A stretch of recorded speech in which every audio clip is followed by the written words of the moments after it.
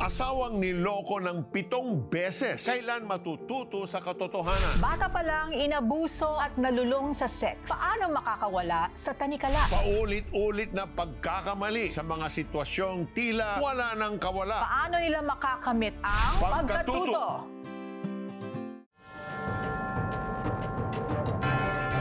Simbahan ang naging pangalawang tahanan ni Dinah, kung saan naging active siya sa youth ministry. Subalit nagbago ang lahat nang bigla siyang lamunin ng matinding pigati sa pagpanaw ng ama dahil sa cancer. Dahil dito, unti-unti siyang nalayo sa Diyos. Mula noon, siya ang tumayong breadwinner ng pamilya. Pero napabarkada siya at nahulog sa bisyo. Para nalilimutan ko yung problema, no? Ito pala yung mundo na outside world na sinasabi. So medyo nag-sway din talaga yung faith during that time. At sa pagkakataong yun, nakilala niya si June. Na-impress siya sa akin kasi lahat ng ino-offer sa kanyang drinks, ako na. Ayaw niya kasi inumin. Doon na nagsimula. Nagkapalagayan sila ng loob, naging magkarelasyon at nag-live-in sa loob ng 1 taon. Gayunpaman, naisama niya sa simbahan ang kasintahan. During that time, may mga questions din kasi siya sa faith niya. Nakikita ko sa kanya, seeking siya. Alam ko, ginamit din siya ni Lord para ako din i-reignite ko. Parang pinabalik yung spice ng spiritual journey ko that time. Kaya eventually, nag-reconnect din ako uli. Batid ni Dinah na kailangan niyang itama ang maling relasyon nila ni June. Kaya humantong na sa kasalan ang kanilang pag-iibigan. Kapwa sila naging lingkod ng Diyos sa simbahan. At kumumpleto rin sa kanilang pamilya ang anak na si Odain. Gayunpaman, hindi naging maayos ang kanilang pagsasama, lalo na't naging house husband si June, habang si Dinah ang nagtatrabaho at nagtataguyod sa pamilya. Yung position ko that time is mataas na. Isa akong part of Mancom, tapos naging country head ako. Lucrative yung naging kita ko. Sabi ko, huwag ka nalang mag-work kasi kakayanin ko naman eh. Ako na mag-provide. Hindi ko alam na hindi pala niya din gusto yon. During siguro the time, nag-crave ako ng fame, ng position. Hindi ko nakita na hindi napapabayaan ko na yung spiritual life ko. Pati ko, napabayaan ko. At ang pinakamatindi, napabayaan ko din yung husband ko. Biglang tumigil ang mundo ni Dinah nang mahuli niya ang asawa na may ibang babae. Ang pagkakabistong yon ang nagtulak kay June upang aminin ang mga naunang maling relasyon sa loob ng 3 taon. That time kasi gusto ko na mamatay. Sobrang sakit. Parang all throughout, Lord, hindi ko naman in-expect yung ganitong life. Kasi maayos naman yung pag-serve ko sa'yo. Wala akong nilokong tao. Bakit gano'n? Bagamat may bahid na ang relasyon, pinili pa rin ni Dinah na patawarin ang asawa alang-alang sa anak. Ngunit ang inaakala niyang naayos na gusot ay hindi pa pala tuluyang natapos nang muling mga lunya ang asawa.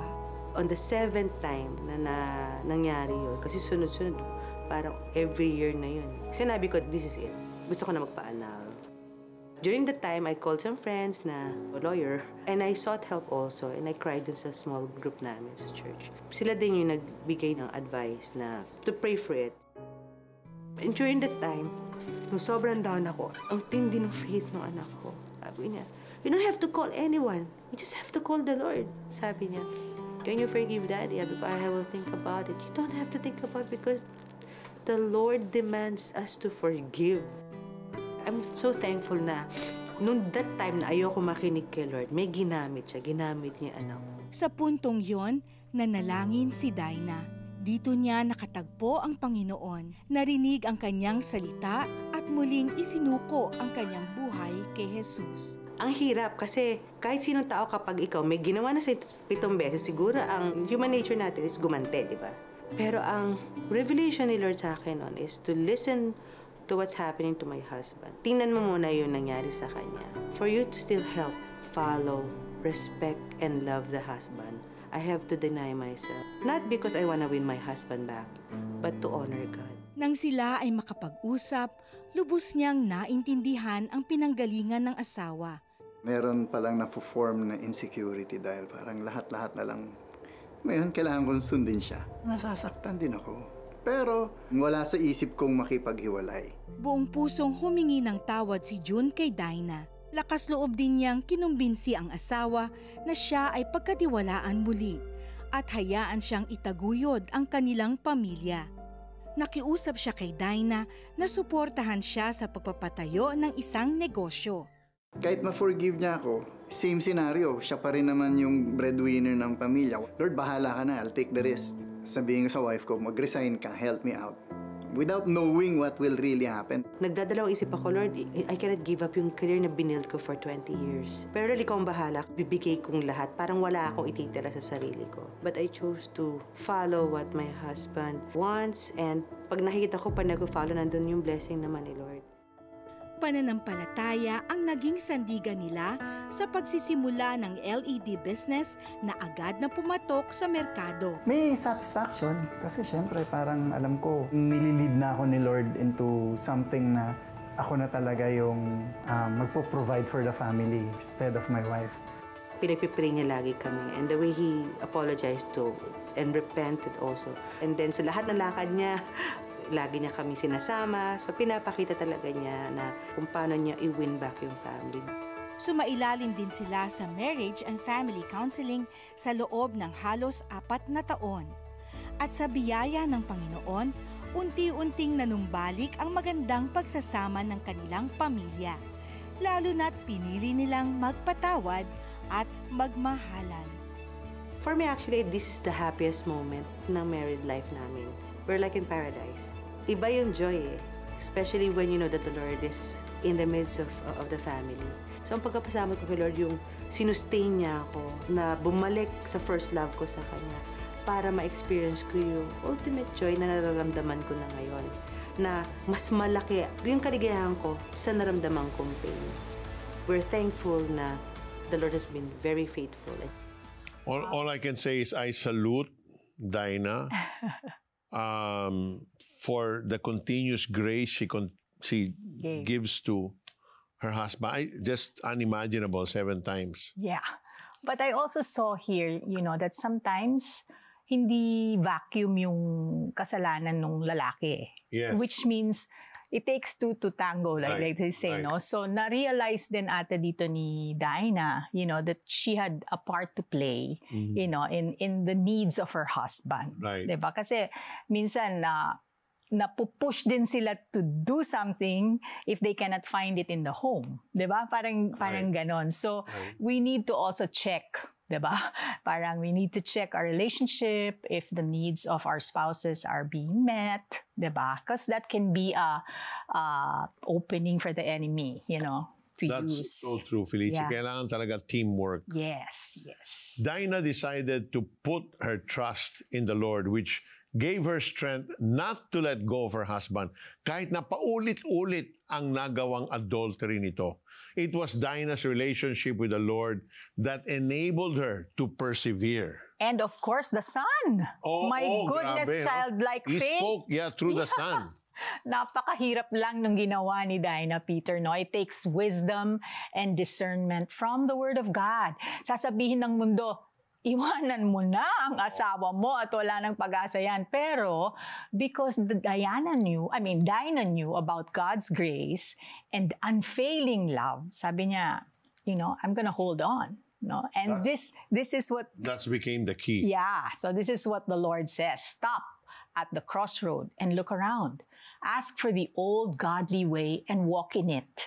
Travel its path and you will find rest for your souls. Peter, kung hindi nangyari yun, baka hindi rin manumbalik si Dinah sa Correct. Panginoon. Tama, that's so true.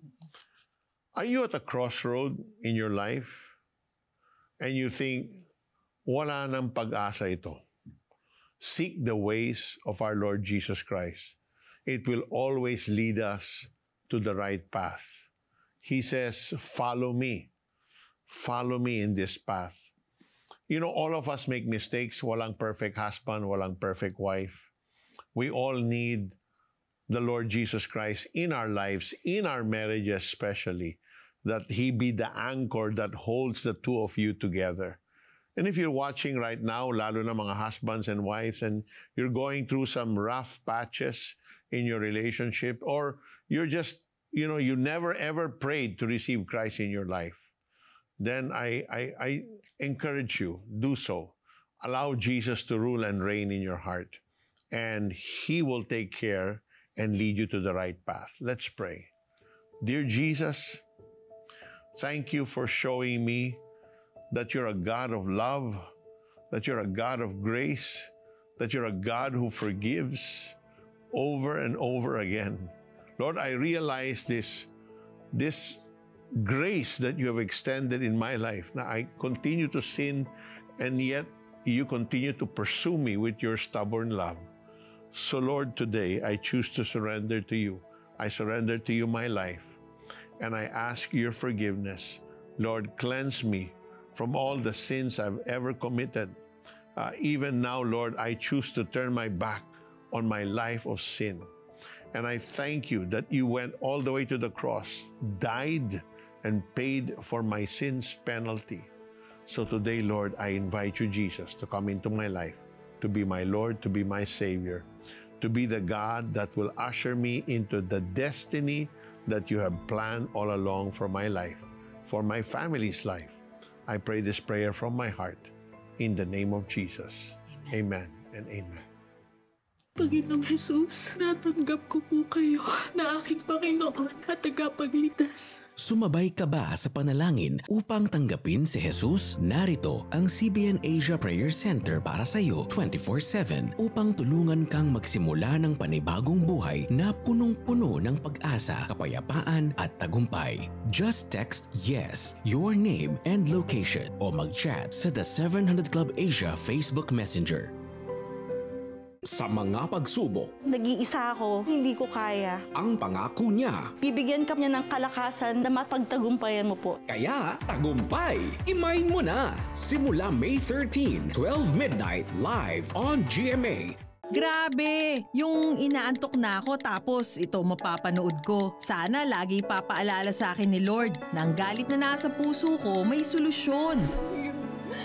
I'm sorry na tagalan. Maraming salamat din po dahil tinuruan niyo ako kung paano patawarin ang asawa ko. Kailan ba natin huling sinabi sa isa't isa? Di ba, I'm sorry? Tsaka, Yung I love you. Gusto mo bang maging bahagi ng programang kapupulutan ng aral ng pagpapatawad at nagbibigay pag-asa? Partner with CBN Asia. Sa iyong 1,500 pesos donation, may pagpapatuloy natin ang pagpapalabas ng mga bagong tanikala Holy Week specials at iba pang makabuluhang programa ng CBN Asia. Plus, you will receive an exclusive gift, the director's cut of Kampihan and the comedy drama Senior Moment in a USB flash drive with bonus tracks. Scan the QR code or visit cbnasia.com/give to send your donation. Become a CBN Asia partner today. Batang tondo si Rod. Dito, nakasanayan niya ang magulong paligid na humubog sa kanyang pagkatao. Maaga siyang napasama sa mga barkada at natikman ang iba't ibang bisyo.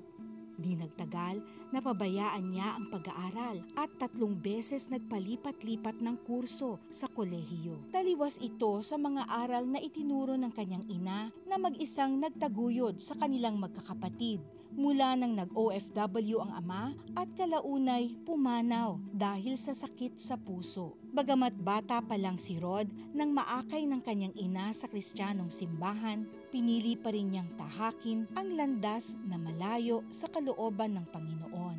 Siguro noong una parang curiosity, feeling na parang magkaroon ng girlfriend. Hanggang di ko alam, malala na pala ako sa laman. Pinapasok ko na isang relasyon, hindi dahil lang ang objective ng puso ko ay magmahal, hindi para mayroon lang maramdamang sarap sa katawan. May mga one-night stand, ako'y meron ng isang karelasyon na meron siyang asawa at anak.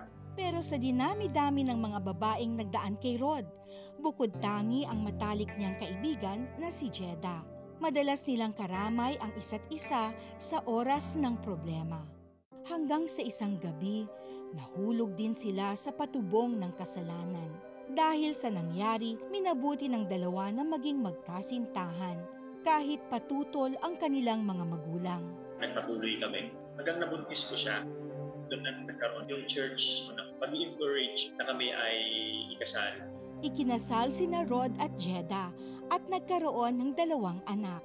Gayunpaman, Sa loob ng 3 taon, naging masalimuot ang kanilang pagsasama dahil si Rod ay nagpatuloy sa kanyang bisyo at pambababae. Sobra siyang nagtiis, sobra siyang nahihirapan na pagbubuhatan ko siya ng kamay pag ako ay lasing na lasing to the point na nasasakal ko siya sa pader para ko siyang nabibigtina, no? Parang siyang naging martir. Meron akong nauwing babae na alam niya na nandyan lang sa kabilang bahay, pero dahil nga gusto niya na hindi siya mag-broken family, pinis niya yun. Biglang natauhan si Rod sa kanyang mga kasalanan matapos siyang maimbitahang dumalo sa isang retreat. Doon niya napakinggan ang salita ng Diyos na tumimo sa kanyang puso. Kapag ako ay nasa encounter God retreat na yun, para akong isang bato na pinupukpok ng martilyo na binabasag, tinitibag ng bawat salita na naririnig ko. Yung topic nun is coming back to the Father. Hanggang makita ko yung sarili ko na parang isang prodigal son. Iyak ako ng iyak. Kasi nandun na nga ako sa point na nare-realize ko na sobrang ang layo ko sa Diyos. Dami kong nagawang pagkakamali. Dami kong mga nasaktan tao. Nakita ko ang Panginoon, sobrang lawak ng pagmamahal niya sa akin. Nagkaroon ako ng matinding realization, kagaya ng prodigal son. Nang sabi doon, babalik ako. Naisip ko yung nanay ko, naisip ko yung asawa ko, naisip ko yung pastor ko. Hinanap ko silang lahat para humingi ako ng patawad. At sa oras na yon, tunay niyang tinanggap si Jesus bilang Panginoon at tagapagligtas. Dahil sa pinadamang pagmamahal ng Diyos sa kanya, sinikap ni Rod na magbago. May challenge din sa akin nung ako ay nagta-transition magbago. Kasi nga, pinutol ko lahat, markada ko lahat ng connection ko sa mga babae na karelasyon ko. Sinolo ko ng Panginoon at sinolo ko rin ang Panginoon. Doon ako natutong bumuklat ng Biblia sa sobrang kauhawang ko sa salita ng Panginoon na gusto kong makilala siya. Sinuyo muli ni Rod si Jeda at inayos ang kanyang relasyon sa asawa at mga anak. Naroon na yung respect, naroon na ang pagmamahal, nandun yung pangangalaga para sa kanila. Sa paglalim ng kanyang relasyon sa Panginoon, nag-alab din sa kanyang puso na maibahagi sa iba ang salita ng Diyos. Hinawakan ko yung salitang, He who wins souls is wise. Nag-umpisa ako sa mga kabataan. Ginamit ko yung talento ko sa music. Pagkatapos silang turuan, iimbitahan ko sila sa church. Nag-share na ako ng Word of God sa mga bata na yun. Sinikap din ni Rod na makabalik sa eskwela. Hindi naman naging hadlang ang kanyang edad para makapagtapos sa kolehiyo. Kasabay ng pagganda ng kanyang pamumuhay ay ang pagtawag ng Panginoon sa kanya para maglingkod bilang pastor. Magandang regalo naman sa kanilang pamilya ang pagdating ng bunsong anak na kumumpleto sa kanilang masayang pagsasama. Pinagpapasalamat ko sa Panginoon yung pinili niya ako kahit hindi ako deserve na piliin niya. Alam ko na dapat ang buhay ko ay laging nakasabit sa Kanya. Wala ako na mayroong Diyos na nagmamahal sa iyo. Maniwala ako na may Diyos na magpatawad ay sagana. Wow, Peter, it reminds me of that verse that it's God's goodness that leads us to repent. Yeah. Diba? It's a powerful verse, and in every life you realize that the mercy of God is running after you every single moment. So why don't you just turn to Him and allow Him, but try Him. You know, like Rod, many of us are greatly influenced by the environment that we live in and the people that we grow up with. It's hard to unlearn the trash that we have accumulated through the years. That's why Romans 12 verse 2, do not be conformed to the pattern of this world, but be transformed by the renewing of your mind. Then you will be able to test and approve what God's will is, His good, pleasing, and perfect will. We need to replace the bad with wisdom that comes from reading the Bible.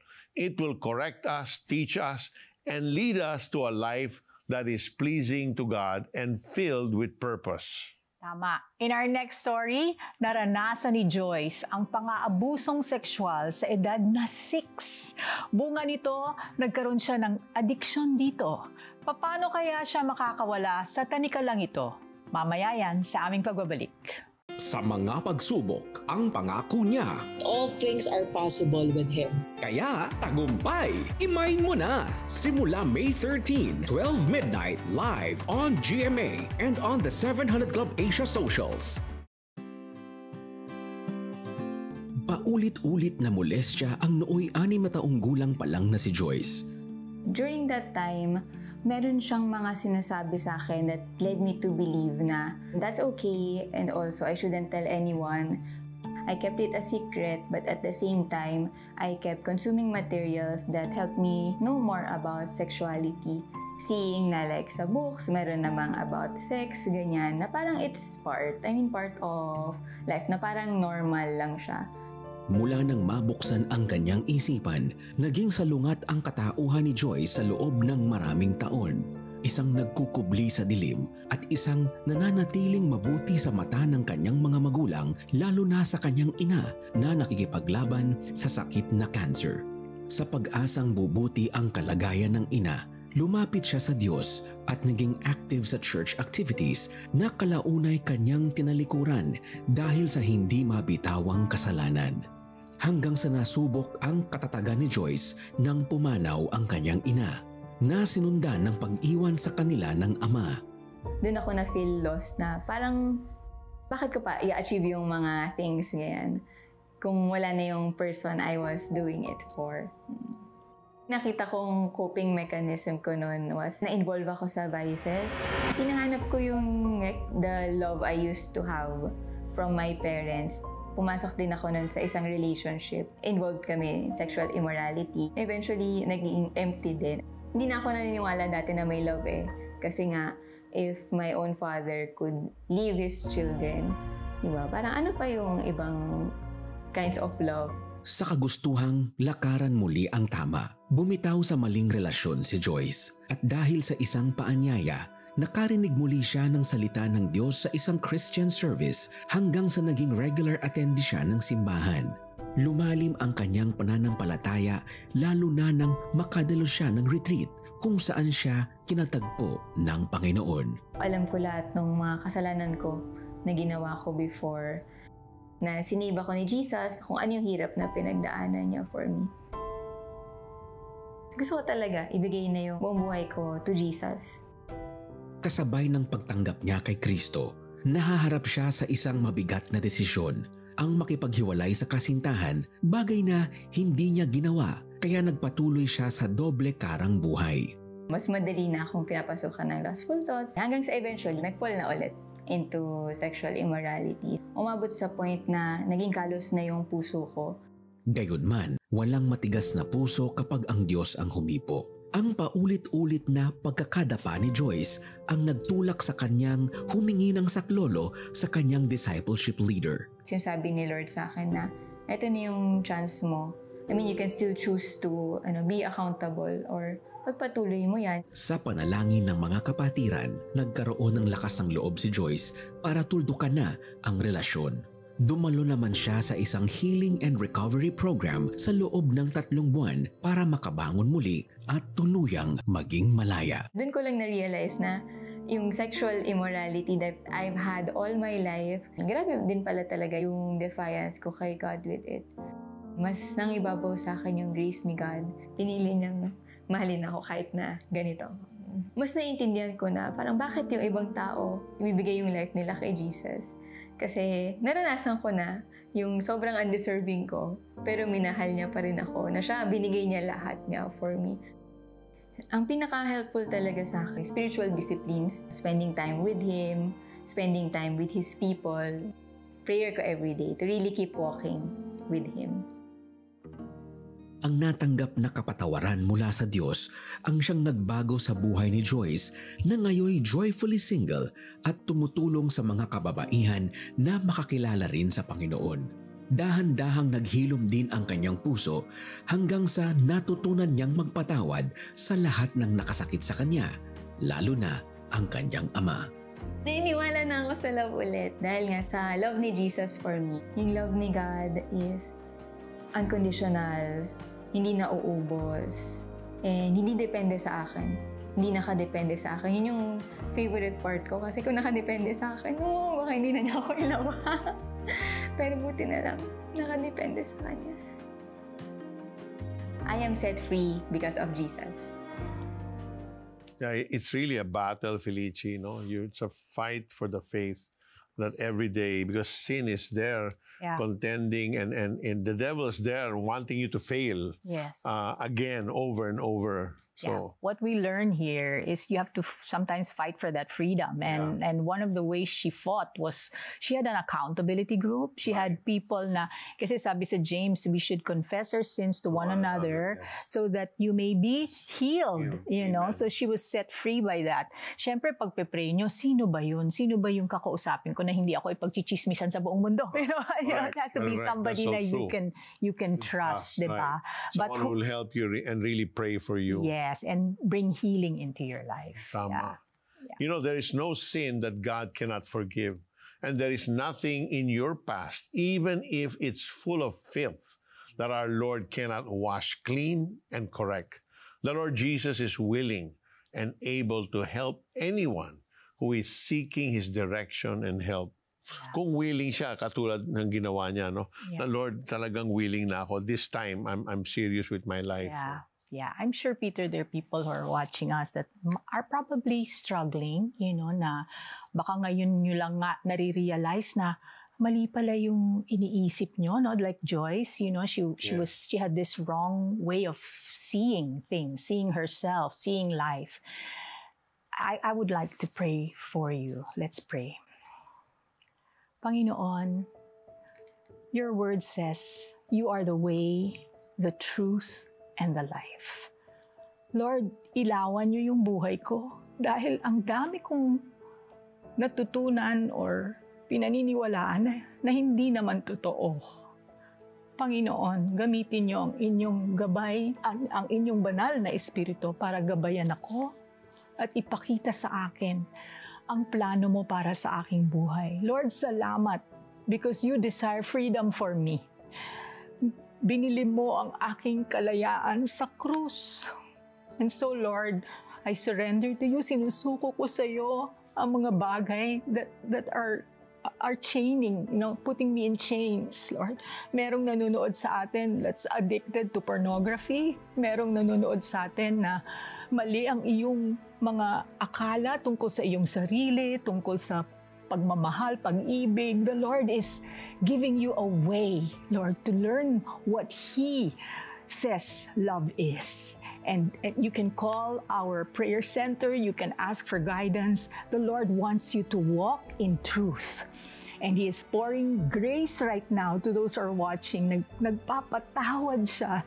Kung sino man ang nanonood sa inyo na you've had bondage with idolatry, meron ding nanonood with alcoholism. The Lord is setting you free right now. Receive that in the name of Jesus. And Felici, as you prayed, the Lord just showed me a vision of young people who are in bondage to pornography, and your desire is to really live a life that pleases the Lord. He has set you free from that. So live the life and the freedom God has given you this day. Receive that by faith in Jesus' name. Amen. Psalms 33:13-15 says, "The Lord looks down from heaven. He sees all the children of man. From where He sits enthroned, He looks out on all the inhabitants of the earth. He who fashions the hearts of them all and observes all their deeds." Even if we think God is not there at the moment, we don't feel Him, be assured that He sees you. He knows, and He is ever present. Amen. And in Isaiah 41:13, it reads, "For I, the Lord, your God, hold your right hand. It is I who say to you, fear not, I am the one who helps you." Our Lord God is always there. Do not lose hope. Cling on to Him who is an ever-present help. Join us again next week for another encouraging and inspiring show that will surely bless you. God bless you and your family.